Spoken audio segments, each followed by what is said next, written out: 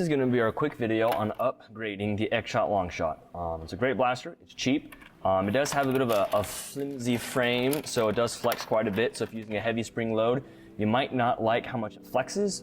What's nice about the upgrade kit that we'll be using is you can always trim the spring down for different power levels. With the spring and barrel and our upgrade kit, you should be hitting around 300 FPS or 280s, 290s, depending on the darts and your air seal. So here's how to install it. We have the kit here with our O-rings and our muzzle barrel tube, because the Longshot is notorious for having a cracked tube.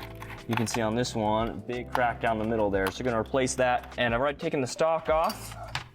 What you'll need for this though is just a Phillips head screwdriver, and that's all you need. I like to use one with a nice pointy end, so that way it's small and fits the screws and won't strip them, versus a wider tipped or one that has not a point on it. And in case your air seal isn't what you want it, you can always use some Teflon tape around your O-rings to boost that air seal. But without further ado, we'll remove the screws. So the stock, the main grip,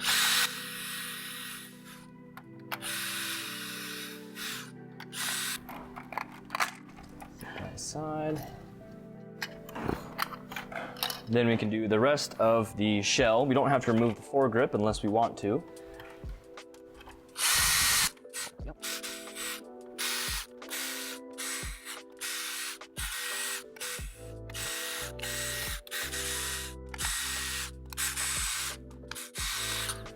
When you remove the two screws in the front, you can then slide out the posts that come from underneath it. And then you can just slide out your front muzzle and then remove the shell. Worth noting though that if you do take the screws all the way out of the shell, take note of what screw goes where. Some of them are longer than others, and so most of the ones in the more shallow places will be shorter.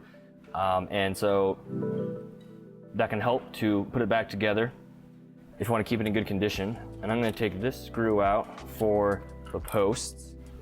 So we're going to remove the plunger tube and the spring. I've already removed the spring, apparently, but it would be here. This is a turf spring instead. To remove the spring, you can access it through removing this top section here.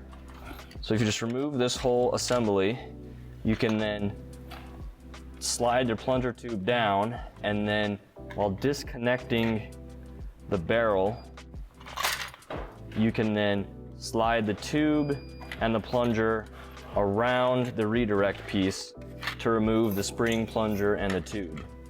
So it'll look like this. And then we'll probably throw this one away. Not very useful anymore. And use our new one. It's metal, it's been tumble polished, deburred on the inside. You can check the length. It should be the same length. It might be a hair longer or shorter, but it should work as long as it's not too short that the O-rings are not sealing, and it should fit right here in this slot, just like that. These new tubes, they are a standard metric size, so the default O-rings may not give you a very good seal, so we include some extra O-rings that are slightly wider. So you replace the O-ring on the plunger and on the redirect piece that we mentioned earlier, and add those new O-rings, and you should be able to tell that they're a bit stiffer in there, and I can tell that, yeah, that'll create a nice good seal. This redirect piece does not move, so you do not actually need to lubricate this O-ring at all. So it'll seal just fine with that air-tight seal. You can blow in it and you can see it seals. This one, however, does slide, so you do want to lubricate this one. I also forgot that you'd want to get some nice new lube as well. In fact, we should probably send you this in your kit. We will do that from now on. So rewind all that, and we'll just throw in this picture of some lube in the, here's the stuff you need. But here's some lube. What I'm going to do is I'm just going to lubricate the inside of the plunger tube. We have lube all the way around on the inside. We'll slide our plunger in.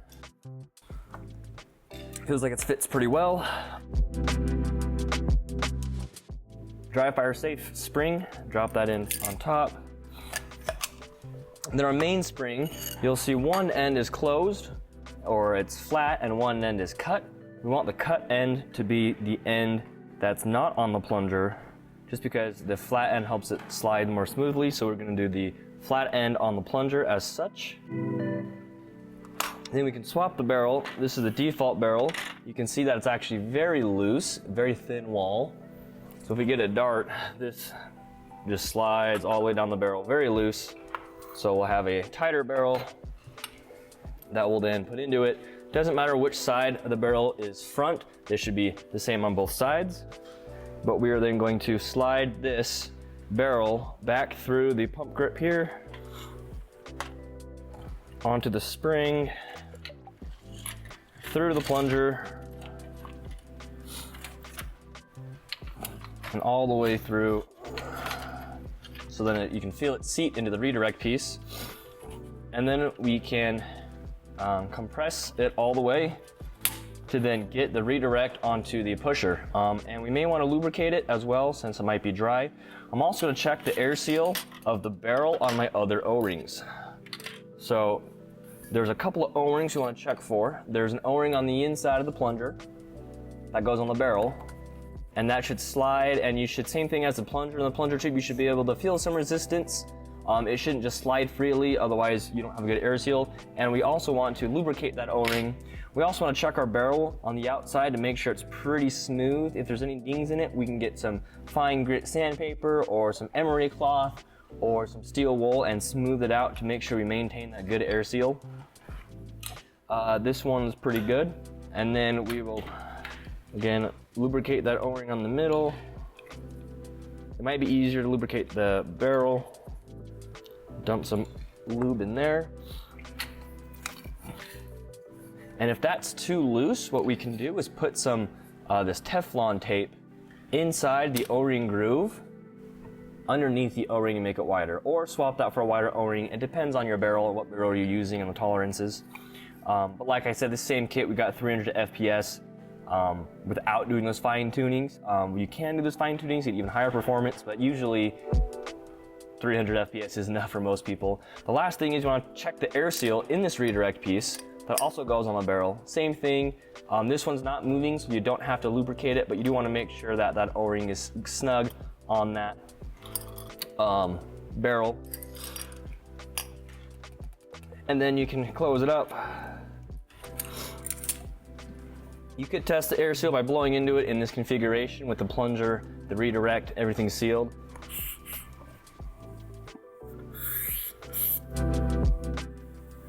You can see I'm leaking some air on that inside O-ring, but that's mostly because I'm actually not holding it straight on, kind of angling it. So if I kind of angle it differently, I can feel the air leaking differently. So we'll see how it is when it's fully assembled.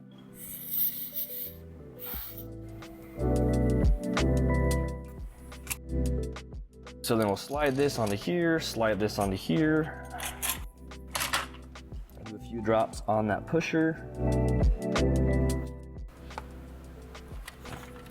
Then we're gonna slide or compress the priming block and spring to then get that pusher onto the redirect. And you'll see the bar bend because it is a longer spring than the default. That's okay, but when we install it, we want to make sure everything sits properly. So we're just gonna reinstall this with lining up, again, a square cutouts in the redirect with the square cutouts in the shell. Oh, and I found a screw. That's good. Line that up to there, line up the pump grip to this front spot here. Make sure the plunger tube sits in its groove. Again, it's gonna be a bit bendy until we get it kind of sealed up. Then we want this catch. You could actually remove this catch lock, depending on if you're having kids use it or not, and they're likely to accidentally double prime. We can put this lock in or take it out. And there you go.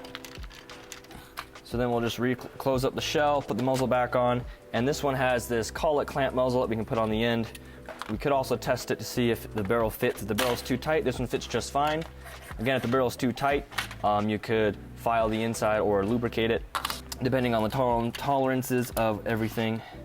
But we are then going to put the shell back on and make sure the plunger tube stays seated. As you can see though, we have our catch in this orientation with either flange facing up and down and not left and right.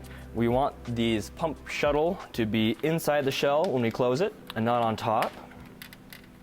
We want the trigger and the safety and the mag release to be properly aligned with the holes in the top shell.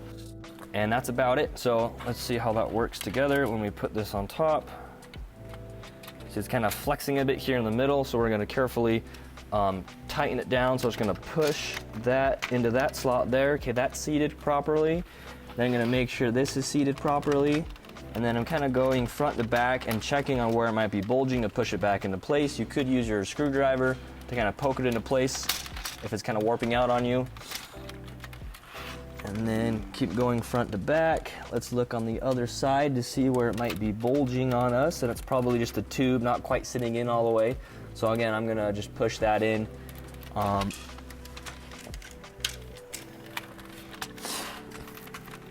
Push the stuff into place. Let's see if I can do that. There we go. So we're almost there. It's a little bit more to go. So we've got the safety, it needs to be in the hole still. And the trigger popped out, so push those back into there. There we go, and then I'm gonna start kind of buttoning it down a couple screws at a time. So I know this is fitting okay. Pop that into place.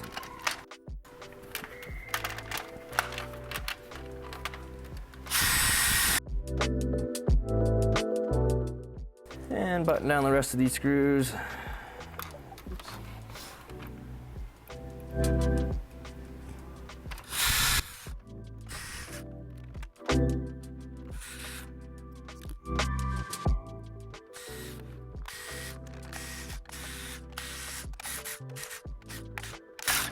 Okay, see any more, oh, look at that one screw in there. There you go. Drop that in here, might as well. You don't need all the screws. You know, you only need a few screws and key points, the points that flex the most. So around the plunger tube and catch area, you'll want a couple of screws. I just did all of them because I've got this power driver here, which is super fast. And then before I attempt to fire it, because the barrel will come flying out, I will put my barrel collet in. And then I will replace these quick release posts. We have a longer one on bottom. You might have to squeeze it together a little bit. Longer one on bottom.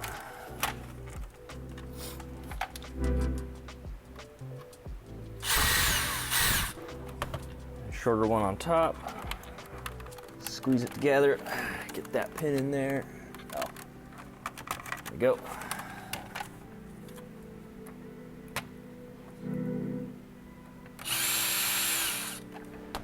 Then we can make sure the barrel is retained by tightening on this collet.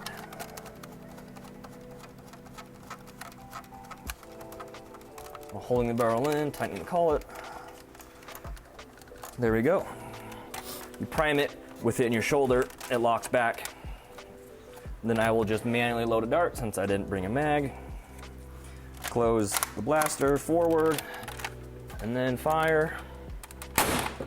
Yeah, that's loud. Then we can test it again, prime it against your shoulder, locks back, pull it forward. We can do an air seal test by plugging the barrel, pulling the trigger. Didn't have much of an air seal, but it didn't just slam forward. So even with that though, we're still getting about 300 FPS. I'll take it to the chronograph, but you can hear the air seal. One Mississippi. So it's about a 1 second air seal, so pretty standard for most slap together builds. But again, you'd go through those O-rings, add some Teflon tape, lube them a little more. It's probably leaking from that barrel interface from the O-ring on the plunger. And then put our grip back on.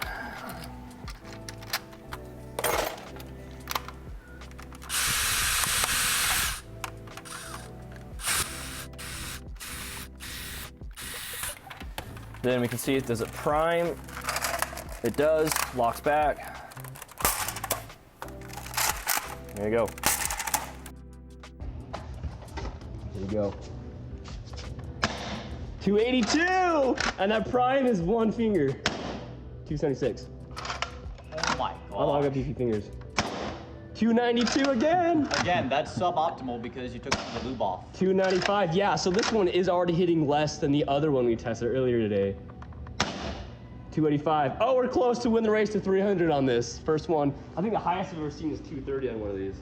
I'm just gonna say that if you wanna tweak the seal and tune it, fine tune it even more, then you can adjust the O-rings because out of the box didn't have a great air seal that I can remember, and so you can modify the O-rings by using Teflon tape if you can't find an exact fit for your exact blaster, because they're all gonna be a little different. If you're not getting the air seal you want, then check your O-rings. We talked about which O-rings to check. We kind of talked about how to check them. If you want, we can source you some specific O-rings, but because it is kind of hit and miss on specific O-ring and barrel sizes, with all tolerances and O-rings wearing out and whatnot, then Teflon tape is kind of the way to make anything work. Hopefully that helps. And yeah.